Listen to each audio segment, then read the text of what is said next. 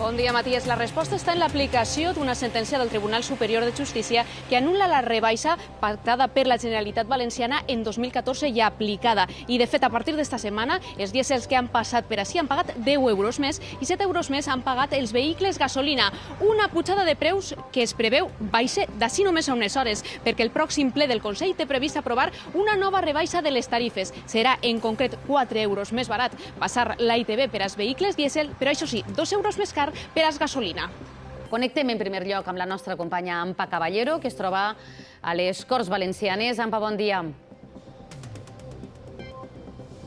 Bon dia, Clara. Per ací, concretament pel punt on ara mateix em trobe, davant del ficus de les Corts han anat passant, compareguent tots els representants dels partits polítics en representació a les Corts per tal de valorar i ser anunci fet per Pedro Sánchez d'aquest avançament electoral al proper 28 d'abril. El primer a comparèixer ha sigut César Jiménez de Podemos, que ha dit que a ells no els agrada que finalment Pedro Sánchez hagi tingut que cedir a les pressions de les tres dretes, però han dit que això és una bona oportunitat per a que es demostre que estem a una Espanya plural. En els mateixos termes s'ha expressat Mónica Álvaro de Compromís, que ha dit que és una bona notícia que puguem eixir a votar i que així es mobilitzen les esquerres, però ha fet una mena de broma comparant les dates on es celebraran estos comicis nacionals, ja que ens pillarà en plenes vacances de Pasqua, i ha dit que anirem a votar amb la mona baix el braç. Per la seva part, Isabel Bonich, síndica del grup popular, s'ha mostrat molt crítica amb el discurs de Pedro Sánchez, que ha tildat d'un discurs propi de Chávez.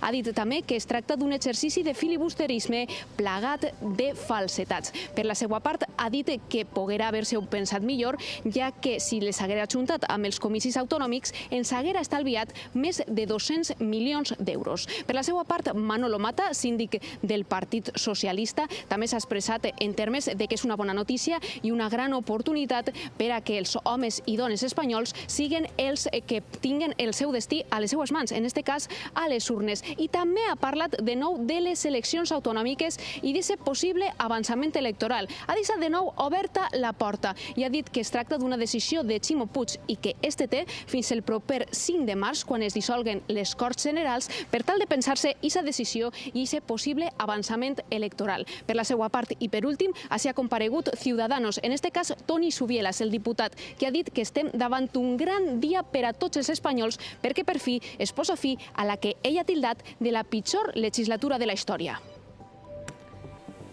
Testimonis com el que acabem de sentir són colpidors i reflexen una realitat que a vegades no està en els mitjans de comunicació. I és que només s'han presentat a Espanya, recordem aquesta dada, al voltant de 7.000 segones oportunitats. S'han demanat aquesta segona oportunitat 7.000 persones. Però aquest cas, el que acabem d'escoltar, és prou semblant al que podem trobar-se al carrer. Gent parada de llarga duració, que no té treball, que ha hagut, malauradament, d'hipotecar, rehipotecar i demanar crèdits per a eixir d'esta situació, no? Sí, precisament. Així és, Clara, però anem en primer lloc a posar en context als nostres telespectadors, perquè la llei de la segona oportunitat permet a dos col·lectius, a particulars i també a autònoms, desfer-se, deslliurar-se del pagament del deute amb els seus creditors. Com? De quina manera? Doncs demostrant sempre que abans han actuat de bona fe i amb la intenció de pagar. A partir d'aquest moment s'intenta o bé arribar a un acord amb els creditors per tal d'ajornar el deute o fixar un calendari de pagament de fins a 10 anys. Si no és així, si no s'arriba a un acord, es pot demanar un concurs de creditors i sol·licitar davant del tribunal l'exoneració d'este deute. Amb aquesta possibilitat a l'abast, anem a veure les xifres. A Espanya, 7.540 casos, persones que han sol·licitat acollir-se a la llei de la segona oportunitat en l'últim any. I per autonomies, la Comunitat Valenciana se situa en la tercera posició del rànquing nacional amb 832 sol·licituds per darrere de Catalunya, que la lidera, 3.023 casos. Madrid, la segona, amb 966 sol·licituds per acollir-se a esta llei de la segona oportunitat. Aquestes són les dades, Clara. Així és, una de les paraules que jo crec que quan hem sentit, s'hem quedat tots així en la taula, és no hem evolucionat res. Ho dia el testimoni que acabem d'escoltar i que va ser el primer que va treure a la taula el tema de l'eutanàsia. 21 anys després continua el debat. Ara sembla que les eleccions, penseu que l'últim cas d'Àngel, de Maria José, podrà ajudar a que canvien les coses? Així és, Clara, l'empresari Àngel Fenoll inicia avui les declaracions dels acusats en este juí del cas Brugal, que, com saben, s'ha reprès a l'Audiència d'Alacant i on s'investiga les adjudicacions irregulars al servei de recollida de fem a la capital del Baix Segura. Un juí que es preveu s'inicie i s'allargue durant tot el mes de maig perquè n'hi ha 34 acusats. Avui, a més de l'empresari Àngel Fenoll, per a qui la Fiscalia demana 37 anys de presó, escoltarem als exalcaldes populars d'Oriola, José Manuel Medina i Mónica Lorente. Per a ells es demana 12 i 8 anys de presó, respectivament. I comencen els moviments dels partits que concorren a les eleccions municipals de cara a aquests pròxims comicis, perquè, de fet, avui a les 11 del matí ha estat l'hora escollida per dos dels candidats que es presenten a l'alcaldia de València. Avui veurem a Joan Ribot, candidat a la reelecció per Compromís, i a la candidata del PSPB, Sandra Gómez. Presentaran tots ells a les 11 del matí els seus programes. I només mitja hora després, Maria José Català, candidata del Partit Popular, posarà en funcionament el centre d'atenció telefònica que centrarà la seva campanya. A ells, Alacant i Castelló, també es produiran actes de precampanya dels candidats municipals. I avui un dels altres punts d'interès serà la Moncloa, on està previst que només d'ací uns minuts, a les 11, Pedro Sánchez reba a Albert Rivera, líder de Ciutadans. Però esta és la imatge d'ahir. Pablo Casado va arribar a la Moncloa per tal de parlar d'aixòs possibles pactes de govern. Casado va deixar la porta oberta a que Ciutadans pactara amb Sánchez. Avui, al respecte, Rivera no ha volgut avançar molt en un desdejuni informatiu. Escoltem el que ha dit. No les voy a avanzar lo que voy a hablar con Sánchez, porque si no tendría sentido la reunión y la rueda de prensa después. Pero sí les voy a decir cuál va a ser el papel de Ciudadanos en la oposición. Yo voy a ser leal a España, no a Sánchez. Mi obligación es ser leal con España y voy a hacer una oposición leal con España. Y eso significa liderar pactos de Estado que el PP y el PSOE no han liderado en 40 años. En les pròximes connexions amb redacció es donarem complida informació d'esta reunió de Sánchez i Rivera i també estarem molt pendents de tota l'actualitat, Clara.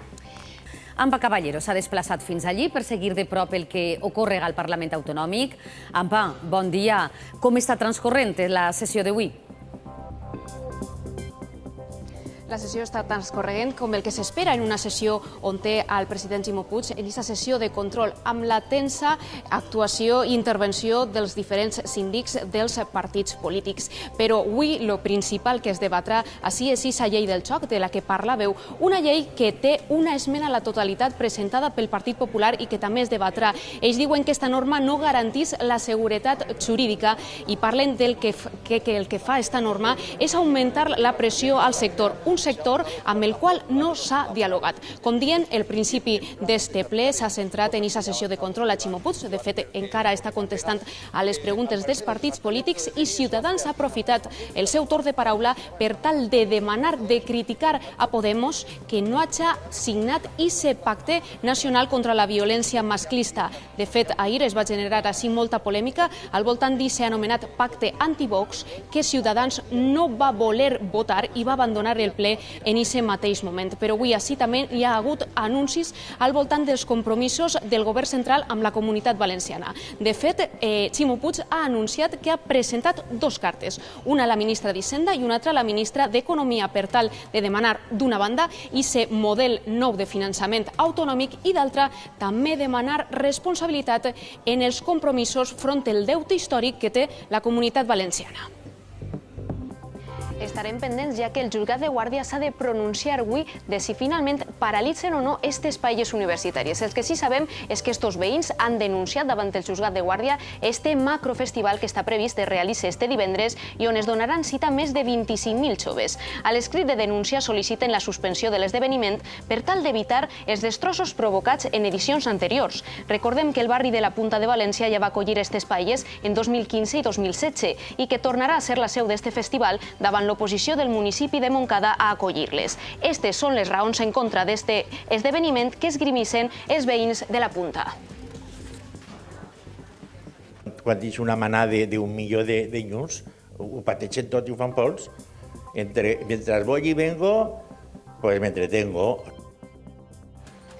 I nova victòria de la Generalitat Valenciana davant les plataformes de lloguer d'apartaments turístics per no incloure estes en les seues webs, en els seus anuncis, el nombre de registres d'estos apartaments. En este cas, la justícia ha donat la raó a Turisme i ha desestimat el recurs presentat per Airbnb contra la sanció interposada per Turisme i en la qual se l'obligava al portal a pagar 30.000 euros per publicar apartaments turístics sense incloure el nombre de registre que acredita que es tracta de vivendes regulades per a este fi. És la quarta victòria de la Generalitat Valenciana front a este tipus de plataformes.